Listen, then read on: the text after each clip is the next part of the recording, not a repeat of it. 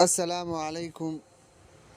یہ کچھ تصویریں آپ کے ساتھ شیئر کر رہا ہوں، آپ دیکھ لیں اور تھوڑا سا سوچ لیں کہ آج ہم کس دنیا میں رہ رہے ہیں، اور یہ بچے ہمارا کس طرف جا رہے ہیں، ہمارے نوجوان کس طرف جا رہے ہیں۔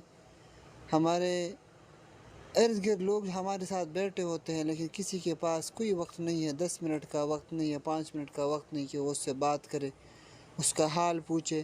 ہر کوئی اپنا موبائل میں مصروف، اپنی زندگی میں مصروف، نہ کسی کا حال احوال پوچھنا، نہ کسی سے پوچھنا۔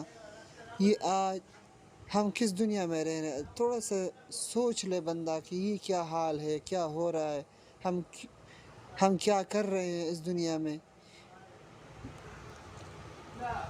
کبھی ہم نے سوچا ہی نہیں ہے کہ ہم دنیا میں کس لیے آئے ہیں۔ ابھی ہمیں جانا بھی ہے، مرنا ہے، پھر آگے بہت سے زندگی پڑا ہوا ہے، ہم اس کے لیے تیاری بھی کرنا ہے۔ ہر ایک بندہ آج کل موبائل پہ لگا ہوا ہے، موبائل موبائل موبائل۔